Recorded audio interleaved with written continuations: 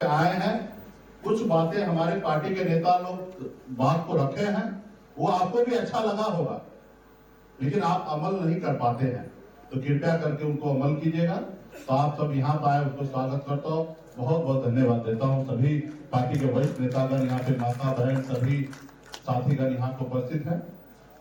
साथियों, मैं कोई हनुमान जी नहीं हूं कि मैं सीना चीर कर आपको बता दूं कि मेरे दिल में आप कैसे रह रहे हैं। किसी को अगर समझना है, जानना है, तो उनके बारे में सोचिए, समझिए, उनके विचार को देखिए, उसका आचरण, विचार, काम करने का तरीका को समझिए, उससे अपने आप स्पष्ट हो जाएगा वो लड़का कैसा है। अगर लड़की लेके जा रहे हैं, किसी लड़का को देखने के लिए, शादी करने के लिए, तो लड़का से पहले उसके दोस्त को देखिए कि लड़का कैसा है, क्योंकि जब आप जाइएगा तो लड़का कोट पैंट पहनकर एकदम तमीज के साथ खड़ा हो जाएगा, क्योंकि उसको पता है लड़की पक्ष से है। आप उनको देखिएगा तो एकदम सही तरीके से रहेंगे। जब शादी भी होता है तो नए नए अगर दामाद होते हैं तो गांव में जाते तो एकदम तरीके से रहते हैं, जब धीरे धीरे पुराना होते हैं तो अपने रंग पे आना चालू होता है। तो अगर किसी लड़का को देखना है तो लड़का को नहीं देखिए, उनके दोस्त को देखिए। तो इसलिए किसी इंसान को देखना है तो उसका किरदार देखिए कि उसका किरदार क्या है, पिछला किरदार क्या रहा है। तो मेरे बारे में देखिए, मेरा किरदार क्या है। मैं एक गरीब मामूली संघर्ष करने वाले परिवार में जन्म लिया। 18 साल की उम्र में, जिस उम्र में बच्चे को खेलना कूदना होता, उस उम्र में घर परिवार को छोड़कर मुंबई जैसे शहर चला गया। मुंबई जैसे शहर में संघर्ष करके, मजदूरी करके, 900 रुपए महीने पे कमाकर मुंबई जैसे शहर में अपनी कामयाबी का झंडा मैंने गाड़ दिया। और अक्सर इस दुनिया में जो लोग आगे निकल जाते हैं वो पीछे मुड़कर कभी नहीं देखते हैं। लाखों लोग में से कोई एक व्यक्ति ऐसे होते हैं कि आगे जाने के बाद भी वो पीछे मुड़ के देखते हैं कि हमारे लोग हमारे साथ हैं या नहीं है। उसमें से मैं हूं। बेहतर जिंदगी को छोड़कर, ऐशो आराम जिंदगी को छोड़कर मैं बिहार, बॉम्बे को छोड़कर गांव आ गया, क्योंकि मैंने देखा कि लोग चांद पे घर बनाने के लिए सोच रहा है, लेकिन हमारे लोगों के लिए धरती पर रहने के लिए घर नहीं है। मैंने बॉम्बे का ऐशो आराम जिंदगी को छोड़कर आप लोगों के लिए संघर्ष करने के लिए मैं उतर गया। आज मेरा बेटा भी यहाँ पे रणवीर है। ये जब 2 साल का था, 1.5 साल 2 साल का था, तब मैं इनको छोड़कर आप लोगों के बीच में आ गया। आज देखिए मेरे हाइट बराबरी कर रहा है, बराबरी कर रहा है ना। इनके समय जो हमको रहना चाहिए, इनके लिए काम करना चाहिए, इनको दिखाना चाहिए, घुमाना चाहिए, फिराना चाहिए, एक पिताजी के नाते जितना भी इनको सम्मान देना चाहिए, मैंने इनको नहीं दिया। मैं इसलिए नहीं दिया क्योंकि आपके बच्चे सब उठा दीजिए, इसके लिए मैं बॉम्बे का इंजीनियरिंग को छोड़ दिया। आज बताइए ना, आज मैं किससे लड़ाई लड़ रहा हूं, किसके लिए लड़ाई लड़ रहा हूं, किस लिए लड़ाई लड़ रहा हूं। मेरा एक ही मात्र उद्देश्य है, निषाद का आरक्षण। किससे लड़ाई लड़ रहा हूं? मोदी जी से लड़ाई लड़ रहा हूं। किसके लिए लड़ रहा हूं? आपके लिए लड़ाई लड़ रहा हूं। अगर मुझे आप लोगों ने संघर्ष करके तो मंत्री बना ही दिया था, 4 विधायक बना दिया, बिहार में मंत्री बना दिया था। अमित शाह जी, मोदी जी का एक ही कहना था कि सनी जी क्या कर रहे हैं, आप आइए भारतीय जनता पार्टी में, देश में राज कीजिए, अगला बिहार का मुख्यमंत्री बनिए, अपनी पार्टी को विलय कर लीजिए, मर्ज कर लीजिए, आप एक पार्टी बनकर काम कीजिए।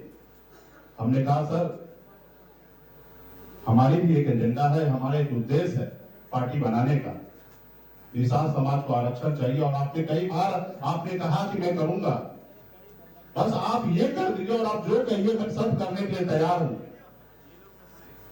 तो उस पर बात होगा, बाद में देखा जाएगा।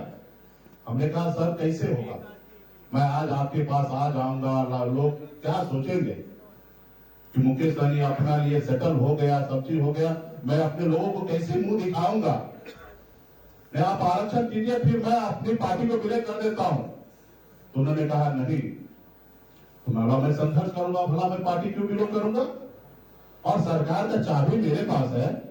4 विधायक का ताकत वो था कि लालू जी कहते थे आइए डिप्टी सीएम बन जाइए। अगर हम तोड़ जोड़ की बात करते तो शायद सीएम बनने का सपना देख सकते थे। लेकिन हम ईमानदारी के रास्ते पे चल रहे थे। हम बिहार से सोचे कि एक राज्य से ताकत से कामयाबी नहीं हासिल होगा, दिल्ली के सरकार इतने आसानी से नहीं लड़ेंगे, हम हमें उत्तर प्रदेश के भाई का भी साथ लेने की आवश्यकता है और झारखंड के भाई को साथ लेना है। ये 3 राज्य अगर एक साथ हो जाए, हमारे निषाद के सभी उपजाति भीम बिल्ला मुनिया मला चाय तियर बब्बर बोरी केवल तमाम हमारे निषाद के 22 उपजाति है, अगर एक हो जाए तो 134 लोकसभा सीट है और एक ताकत अगर हम बना ले तो दिल्ली में आने वाला समय में हमारी ताकत दिखेगा और एक नहीं कई दर्जन सांसद बनेंगे। और ये पार्टी बनाई है उस उद्देश्य से, सिर्फ अपनी सरकार बनाना, जो काम वो कर रहे हैं वो काम हम कर सकते हैं, सिर्फ उस जगह पे पहुंचने की आवश्यकता है।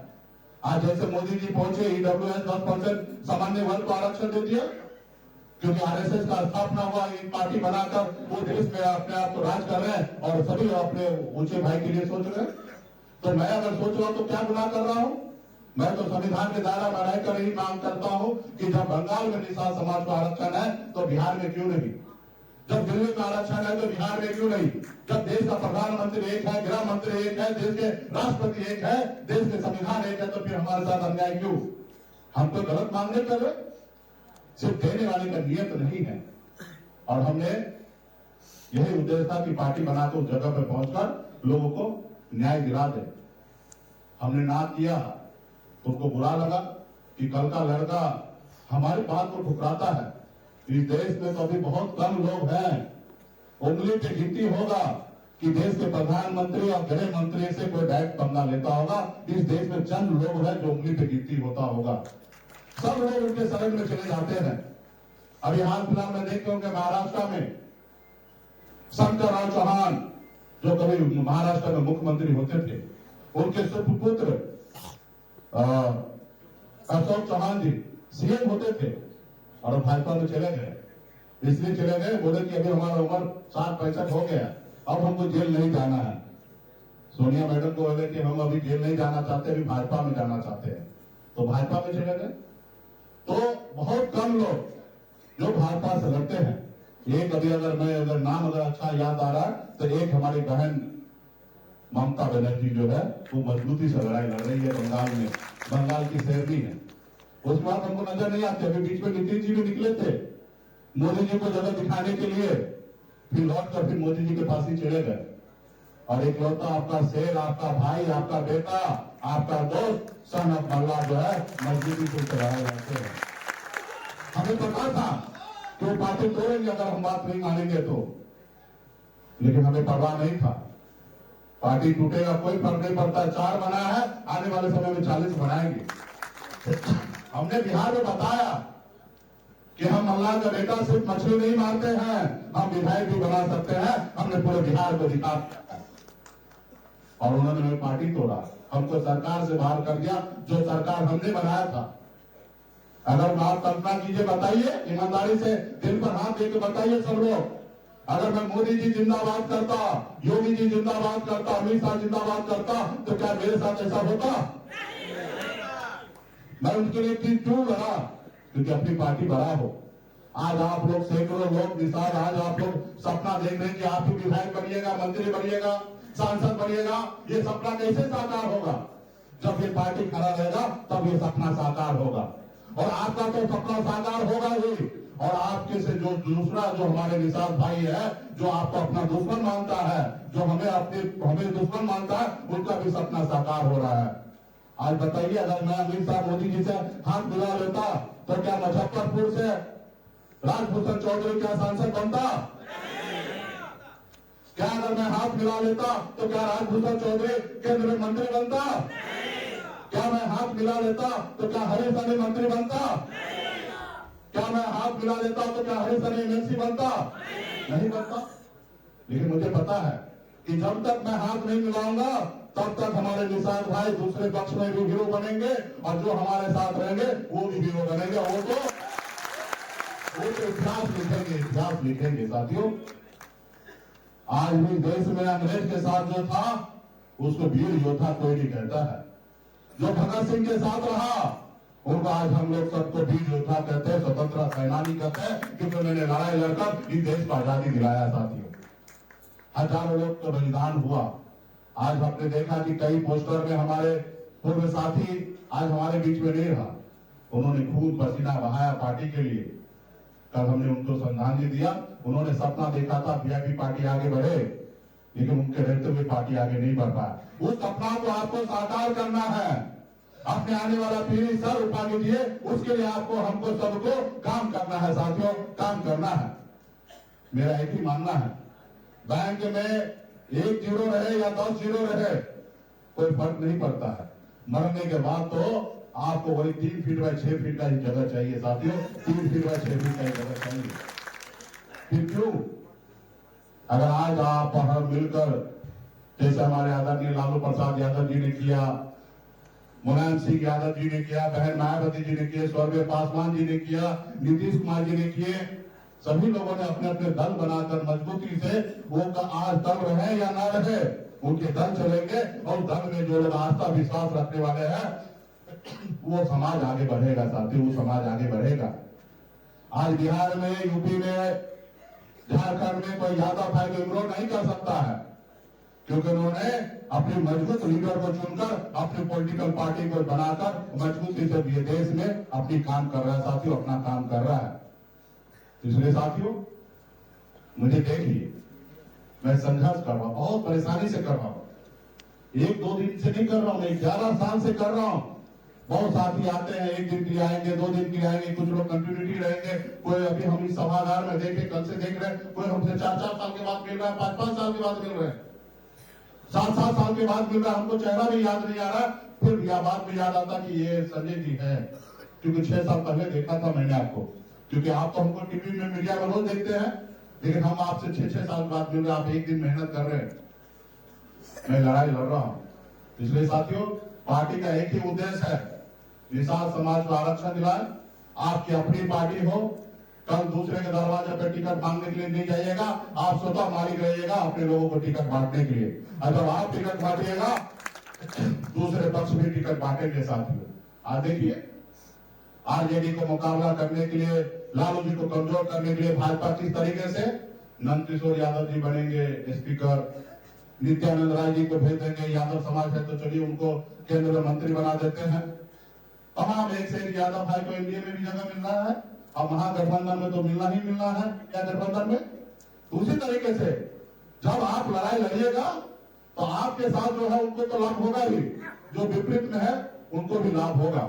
हाँ, लेकिन मैं खास करके एक चीज और बताना चाहूंगा कि हाल फिलहाल में आप देखे होंगे, एक एग्रेसिव हमने इंटरव्यू दे दिया था हमने हरी सनी जी के लिए।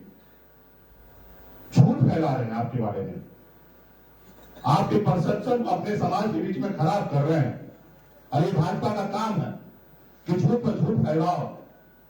वो कह रहे हैं कि अंग्रेज ने हमें अधिकार दिया था, मुकेश सहनी मंत्री बना, वो खत्म कर दिया। अरे गधा आदमी, बताओ मुकेश सहनी ऐसा कर सकता है? जो आदमी अपने घर परिवार से ऊंचा ऊपर उठकर अपने समाज को सोचता हो, देखता हो, वो आदमी ऐसा कर सकता है? आज पिछले 11 सालों से कितने पैसे हमने, कितने अपने प्रॉपर्टी जो अपने आने वाला पीढ़ी के लिए मैं संजोग कर रखा था, उसको बेचकर आपके पीछे लगा दिया। बोला हम बिहार सरकार में जाके निषाद के नुकसान करेंगे, ये कभी हमसे हो सकता है? वो झूठ फैला रहा है। आप बताइए, कोई 1935 का एक्ट मतलब सहयोग समिति में सदस्य बनाना, ये करना, ये एक मंत्री का अधिकार क्षेत्र में है? नहीं है। अगर उसको बदलना है तो पहले कैबिनेट में लाना पड़ेगा, उसके बाद बिल पेश करना पड़ेगा, बिल में संशोधन लाना पड़ेगा और पूर्ण बहुमत से पास करना पड़ेगा, उसके बाद एक नया कानून बनेगा, उसके बाद ही मंत्री उसको बदलाव ला सकता है। उससे पहले भला कैसे हो सकता है? तो झूठ फैला रहा है और आज तक हम उन लोगों को जवाब नहीं दे रहे थे। तो हमने कहा ना कि बताइए, पेपर तो लाइए कि हमने किस समय में क्या करके हमने अंग्रेज हमको दिया था, उसको योजना को हमने खत्म कर दिया। एक पेपर तो दिखाइए, मुंह से बोलने से होगा। और हमने खत्म किया तो क्या आपने बहाल किया, वो पेपर दिखाइए। 3 साल से तो आप है सरकार में, तो अभी बंद हो गया। हमको अंदर से खबर मिला है, भाजपा वाला बोला भाई तुम सहनी जी से टकराओ मत, चुप रहो, नहीं तो बहुत ज्यादा बेइज्जत हो जाओगे। वो अपने सिस्टम, अपने वजूद में बोलते हैं, तुम उनसे नहीं फरियाओगे। इसलिए, और तुम बिहार के मंत्री हो, तुम्हारे पास एक गरिमा है, तुम अपने रहो कपड़े में, मुकेश सभी तो नहीं। हमको खबर मिला है कि मंगल पांडे जी ने उनका क्लास लिए हैं, तो वो चुप हो गए, उसके बाद दिखाई नहीं दिए। तो ये हमारी ताकत है। तो इस पे भी आप लोगों को काम करना है। निषाद आरक्षण का तो हमने कह ही दिया कि हमारी पार्टी संघर्ष करते रहेगी, और पार्टी बनाने का उद्देश्य यही है कि साफ आने वाले पीढ़ी जो है सर उठा के हम लोग जिएंगे। और आप सभी से भी आग्रह है कि हम लोग हर मन से कहते हैं, आप लोग भी जहां जहां पंचायत में जहां भी जाते हैं वहां पे एक भाषण जरूर दें कि एक रोटी कम खाइए लेकिन अपने बच्चों को पढ़ाइए, लिखाइए, काबिल बनाइए।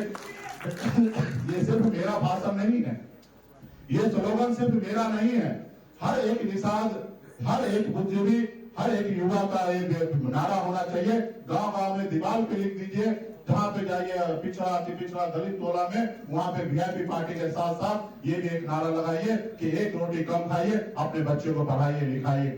जब तक हमारा समाज पढ़ेगा लिखेगा नहीं, तब तक समाज आगे बढ़ेगा नहीं।